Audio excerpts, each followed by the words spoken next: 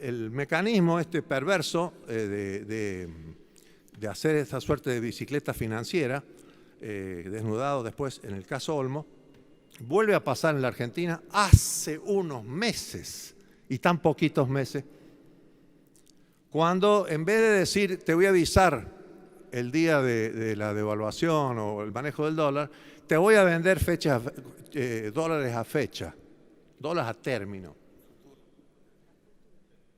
A término, bueno, gracias. Voy a vender dólares a término. Entonces, como en el mes de septiembre, octubre, eran para marzo. Ninguno de nosotros podía comprar un dólar de eso si sabemos que el negocio que podíamos hacer. Pero nada. Bueno, entonces empezaron a hacer los negocios los que estaban informados, los que sabían, los que tenían el conocimiento. Creo que el ministro Prat Gay hizo una denuncia sobre esto. Pero ahora hace poquito le acaban de pagar, entiendo yo, a los bancos. Los bancos han ganado en estos poquitos meses más, creo que 12 veces más que lo que ganan en un año. Se calcula en 62.000 millones de pesos. Este es el mismo mecanismo de la dictadura para generar la deuda externa. Bueno, el caso Olmo. Olmo es un patriota argentino que en el año 82, luchando contra la dictadura, pero bueno, deberíamos borrar esas placas por ahí donde están los que hicieron lo de la Baring Brothers y a todos ponerle Olmos, porque las calles deberían llamar Olmos 1, Olmos 2, Olmos 3, Olmos 4, Olmos 5. 5 eran los que hicieron la Baring Brothers. Y a la calle Rivadavia cambiarle nombre, tal vez, ¿no? Bueno, y Olmos, patriota, luchando contra la dictadura, empezó el juicio y el juez Ballesteros en el 2000, creo que ya había fallecido Olmos cuando sale el fallo. Habrían prescripto, no tenía procesado, había prescripción, el procesado principal era Martínez Dios, y ahí desnuda todo el mecanismo de la deuda externa. Y están las principales empresas argentinas. Yo creo que las tengo anotadas por acá, pero está en el caso Olmo. No quiero leer nada del caso Olmo porque lo conocen todos.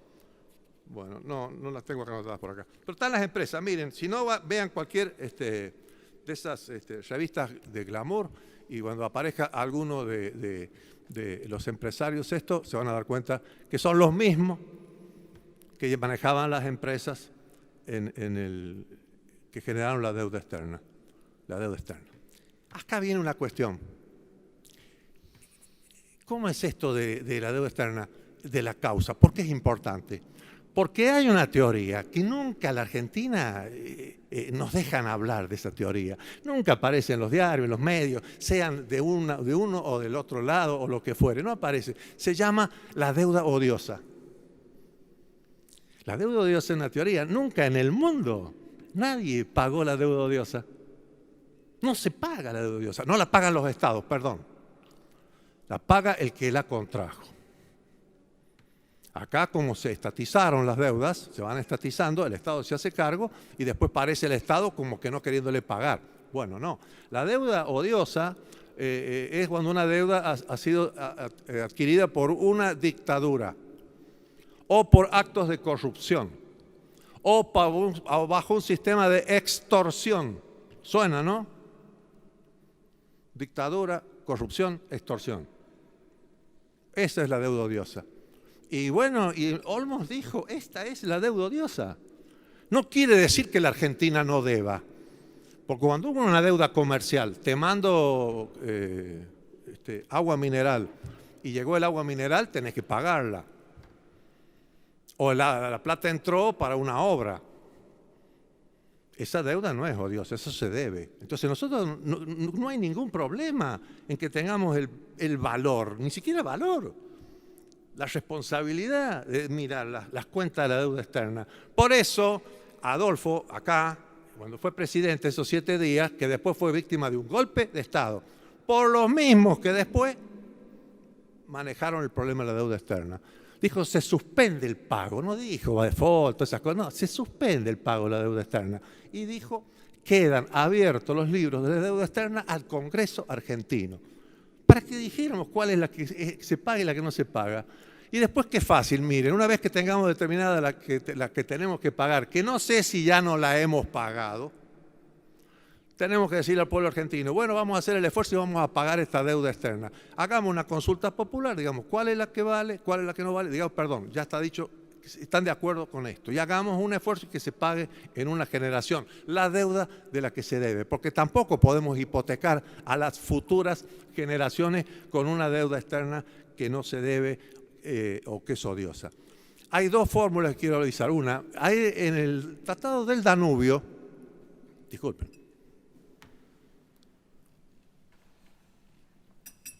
el Tratado del Danubio tenía el río Danubio muy contaminado, pero era impresionante, estaba casi contaminado como el riachuelo. Y después de la guerra, Primera Guerra Mundial, después se volvió a contaminar con las últimas guerras en Europa. Pero en ese momento estaba muy contaminado después de la guerra y se reunieron todos. Son más de 30 millones de personas que viven a la vera del Danubio. Y ahí tiene más de 600 afluentes, ¿se dice? Afluentes. Bien. Entonces, bueno, y pasa con, no sé, 5, 6, 8 estados. Se sentaron todos los involucrados. Y no sabían cómo agarrar el toro por las astas, cómo solucionar el problema. Entonces alguien dijo, mira, cuando jugamos a andar en bicicleta o al fútbol o esto o aquello, había uno que era medio loco, que pateaba muy fuerte. Y yo no, entonces ¿cómo hacemos para solucionar el problema? Bueno, digamos una cosa, el que rompe paga. El que rompe paga. Y esto está en el Danubio. ¿Saben cómo empieza el Tratado del Danubio? El que rompe paga. ¿Saben cómo deberíamos tratar el tema de la deuda? El que rompe paga. El que la contrajo, que la pague.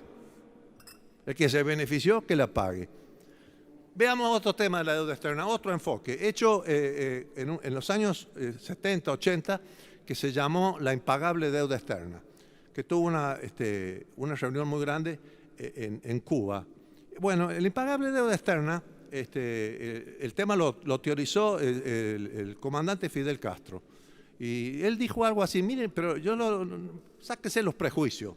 Escuchemos a una persona que habló del tema, sin prejuicio. Él dice, miren, cuando se hizo, después de la Segunda Guerra Mundial, los yanquis inventaron el Plan Marshall. Marshall era un general que proponía que se hiciera obras de infraestructura, de reconstrucción en Europa, con créditos de los Estados Unidos. Y los créditos, y así se reconstruyó Europa con el Plan Marshall, eran de 10.000 millones de dólares. Se reconstruyó Europa, 10.000 millones de dólares. Se reconstruyó Europa con 10.000 millones de dólares. Bueno, el presidente Kennedy dijo, vamos a hacer, prometió o intentó el plan que se llamó Alianza para el Progreso, que habrán escuchado muchos. Bueno, la Alianza para el Progreso proponía infraestructura económica, social para toda América Latina, toda. Escuelas, viviendas, hospitales, carreteras, infraestructura de energía, etcétera, etcétera. ¿Y saben cuál era el cálculo para solucionar todos los problemas de América Latina? 32. Primero eran 16.000 millones de dólares, después llevaron a 32.000. No se hizo porque por ahí también venía alguna picardía acá, que eran las empresas americanas o lo que fuera, ¿no? o se negaron o lo que fuera. Pero esta calificación, todos los problemas de América Latina en los años 60 se solucionaban con 32.000 millones de dólares, está escrito, está hecho y están los trabajos. ¿Cómo puede ser que nosotros debamos 20 veces más que esa suma y no hay una sola carretera en toda América Latina que podamos decir acá se puso la plata en la deuda externa? Entonces todo esto, pero tenemos que tener esta conciencia. Entonces yo no puedo hablar del tema si no digo estas cosas. Termino. No. Estuve con el ministro del Interior, hablé no tanto como ahora, y agradezco que me hayan escuchado tanto tiempo, y planteé mi posición. Yo dije que mucho más preferible o mucho mejor que salir corriendo a endeudarse es sentarnos todos a hablar de la pobreza y solucionar los problemas de la pobreza de los argentinos. Mucho más es tener el riachuelo y la matanza limpios y que sea un ejemplo para el mundo de que defendemos el medio ambiente que salir corriendo a endeudarnos. La provincia de San Luis nunca se endeudó. Hace poquito tuvo un endeudamiento y el 30 de abril a mediodía yo voy a tener la provincia sin deuda y con un plan de progreso excelente. Y cada obra que vemos se ha hecho con el esfuerzo de los puntanos. Nada de lo que se dice la deuda externa hemos sido ni beneficiados ni no tenemos nada que ver con la deuda externa. Y creemos que esto de endeudarse es un tremendo error, un tremendo error. No lo digo yo, nosotros en la provincia de San Luis no tenemos deuda y tenemos todas las posibilidades de progreso. El 50%, ahora es casi el 60%, va a gastos corrientes y el resto va a las obras de infraestructura, a combatir la pobreza, a las cuentas de inversión. Imagínense el presupuesto argentino lo que es. ¿Qué tenemos que endeudarnos? No entiendo esto, no entiendo. Y no comprendo que se piense así, no estoy de acuerdo. Creo que, no sé si me olvido algo, permítame que repase a ver si tengo algún tema que quiera decir. Por ejemplo, ¿qué hacemos entonces con esta ley? Yo digo, miren, no sé, me va a parecer ingenuo, naif que están perdiendo el tiempo escuchándome. Pero ¿por qué no enfriamos el partido?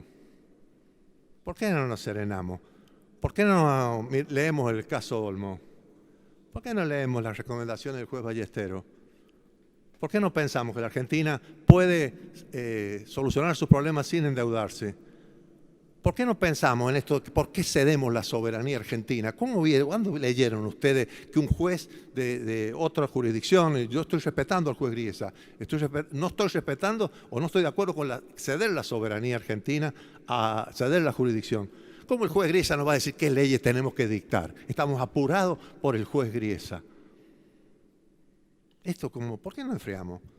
¿Por qué no intentamos una solución a la cuestión de la deuda externa seriamente y le pedimos al presidente de la Nación que hablemos también paralelamente de la pobreza y de los grandes problemas que tenemos los argentinos, la deuda interna, por decirlo de otra manera? Esto me parece a mí. Bueno, y de última, si no se está dispuesto a esto, veamos qué fórmula hay para que esta ley, si se trata o lo que fuere, sea la ley del nunca más.